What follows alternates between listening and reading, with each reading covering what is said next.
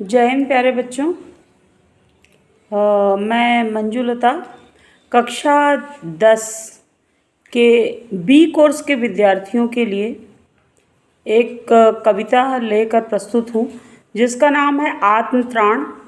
इसकी रचना कवि कुल गुरु रविन्द्रनाथ टैगोर ने की। और जैसा कि आप जानते हैं, रविन्द्रनाथ टैगोर एक ऐसे कविकुल गुरु हैं जो कि भारत में सबसे पहले नोबेल पुरस्कार विजेता कहलाते हैं। इनकी जो अमर कृति है उसका नाम है गीतांजलि। और ये अपने ज़माने में इतने अधिक भारतीय संस्कृति को लेकर इतनी जागरूकता के साथ दुनिया के सामने पेश आए। और इनकी लेखनी को मैं नमन करती हूँ क्योंकि आप कवियों के गुरु कहलाते हैं, यानी आपकी काव्य रचना, निबंध रचना और उसके साथ साथ देखा जाए तो कहानी के महानायक कहलाते हैं। इनकी कहानियाँ बड़ी ही दर्द भरी कहानियाँ होती थीं, मार्मिक होती थीं। और काबुलीवाला अपने आप में एक अद्भुत कहानी संग्रह है।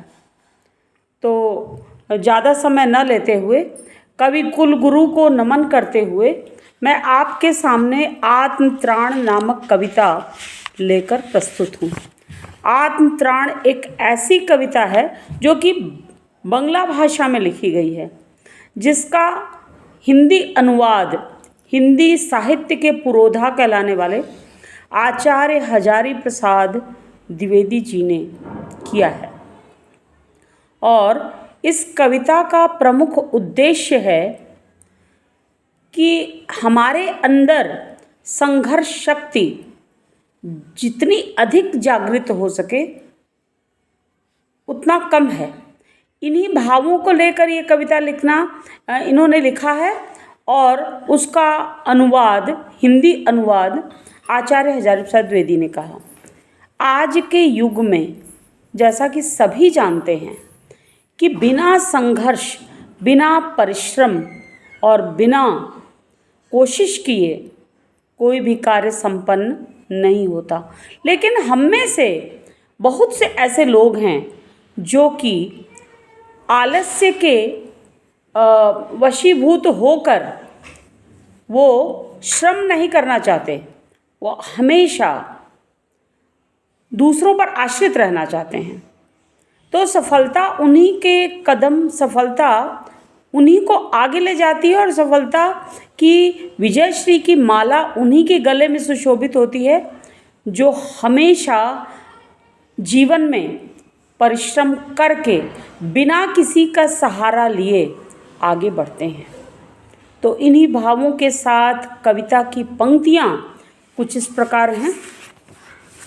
विपदाओं से मुझे बचाओ, यह मेरी प्रार्थना नहीं, केवल इतना हो करुणामय, कभी न विपदा में पाऊं भय।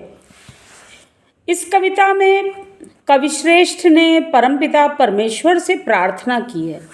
हम सभी लोग प्रार्थना करते हैं, मंदिरों में जाते हैं, भगवान के मंदिर के सामने बैठते हैं और यही उनसे मन्नत मांगते हैं कि हे प्रभु, हमारे जीवन का हर कार्य आप संपन्न करें और विपत्ति से, संकट, आपद, विपद परिस्थिति से मुझे उबार दीजिए।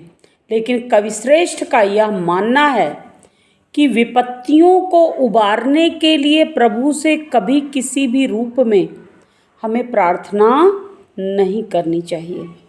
आत्मा को मुक्ति तभी मिलेगी जब हम प्रभु की निस्वार्थ भाव से कामना करें, प्रार्थना करें और अपने श्रम और अपनी आत्मा पर भरोसा करें, स्वावलंबी हो जाएं और हमेशा अपने पैरों पर खड़े होकर बिना किसी की सहायता के लिए विपत्तियों से कभी भयभीत न होते हुए परिस्थितियों का सामना करना चाहिए।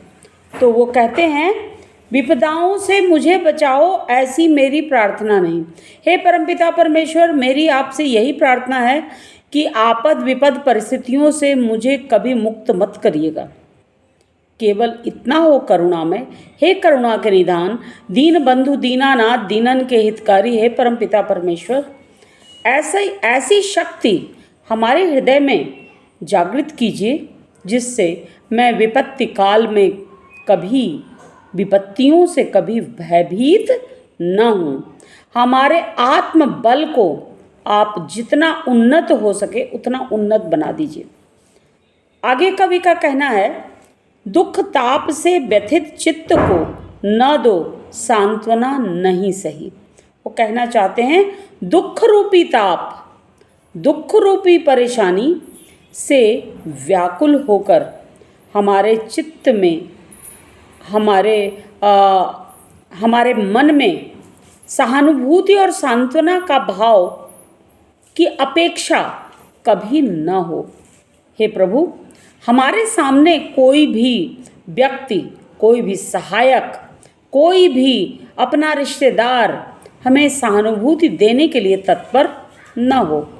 ऐसी शक्ति देना प्रभु कि हमारा आत्मविश्वास कभी विचलित न हो और दुख रूपी ताप से, कष्ट से हम कभी विचलित न होने पावें।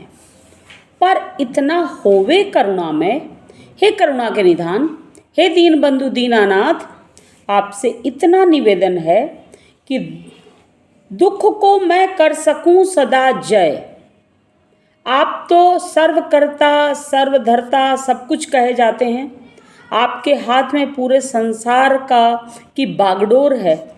तो आप इतनी ही मेरी सहायता करिएगा कि मेरे अंतर हृदय में दुखों से कभी भयभीत होने की भावना न आ सके, इतनी शक्ति हमें दीजिएगा। और आपकी शक्ति के अनुसार ही हम अपने जीवन के विकट से विकट परिस्थिति और सभी विपत्तियों पर मैं विजय प्राप्त कर सकता हूँ। आत्मबल आप आवश्यकता से अधिक हमें देते चलिए। कोई कहीं सहायक न मिले, हमारी कोई सहायता करने वाला कोई भी प्राणी मेरे आसपास मौजूद न होने पावे। हे परमपिता परमेश्वर, ऐसा ही कुछ आप करेंगे। और आगे वे कहते हैं, तो अपना बल पौरुष न हिले, हमारे अंदर इतना पुरुषार्थ का भाव आ जाए, हम इतने कर्तव्यनिष्ठ बन जाएं, हम इतने अधिक कर्मठ प्राणी बन जाएं कि हम अपने जीवन की परिस्थितियों पर, विकट परिस्थितियों पर स्वयं कर्म करके, गीता के कर्मयोग को ध्यान में रखते हुए, केवल अपने पैरों पर, अपने हाथों पर भरोसा करते हुए हमारे अंदर की पुरुषार्थ शक्ति को आप जागृत अवश्य करिएगा। और हमारा पौरुष कभी विचलित नहीं होना चाहिए। पौरुष का तात्पर्य होता है बच्चों, वो पुरुषार्थ वाली शक्ति, कर्म करने की अद्भुत, अप्रतिम, अतुलित शक्ति। वे कहते हैं, हानि उठानी पड़े जगत में, लाभ अगर वंचना रही। हे परमपिता परमेश्वर, आपसे मेरी इतनी प्रार्थना है कि यह संसार बहुत ही हम लोगों को छल छद्म के चक्रव्यूह में बांधता है और हमारे जो सच्चे हृदय के प्राणी हैं, जो सच्चाई और ईमानदारी से कार्य करते हैं, अपने कार्य व्यापार को बहुत उन्नत बनाते हैं, ऐसे लोगों को सामने वाला व्यक्ति, संसार के तमाम लोग उसको छल छद्म से छल कर उसको लाभान्वित नहीं होने देते, अपितु उनको इस संसार से कभी कभी हानि भी उठानी पड़ती है।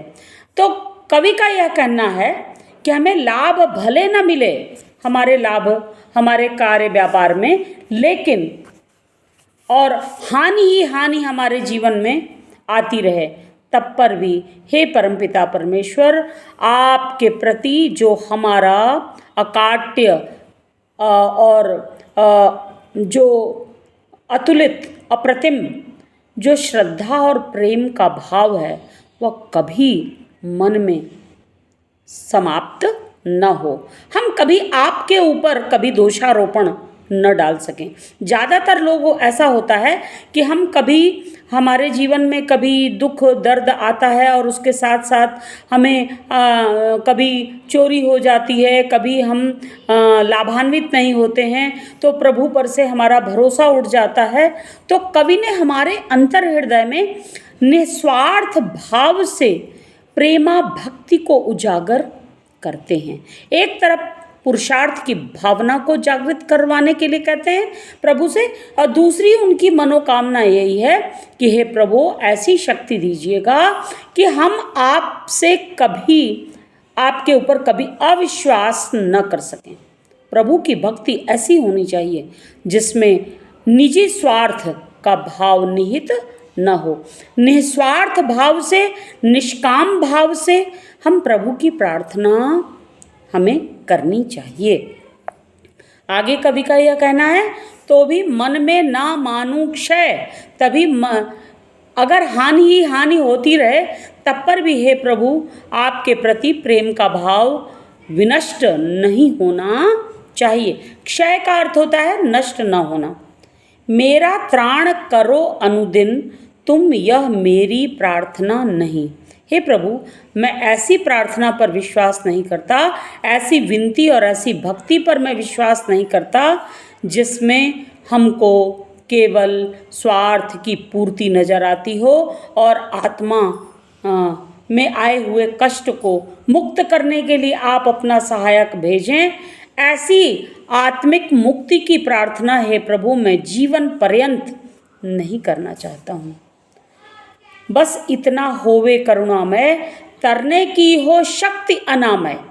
आगे कहते हैं, हे करुणा के निधान, हे परमपिता परमेश्वर, ऐसा आप कुछ करिएगा कि इस भवसागर से हम उस पार अपने आत्म बल पर, अपने पुरुषार्थ के बल पर इस भवसागर से उस पार जा सकें, कभी किसी की सेवा सहायता ना लेनी पड़े। इसी के साथ इस वीडियो को मैं समाप्त करती हूँ और इसके दार्शनिक तथ्यों को हे बच्चों आप भली प्रकार समझिएगा। यदि कोई डाउट हो, यदि कोई संदेह हो, तो आप मुझसे पूछ भी सकते हैं। इसका अगला जो वीडियो होगा, हम अगले वीडियो में आपके सामने उपस्थित होकर इसकी व्याख्या अवश्य करेंगे। धन्यवाद।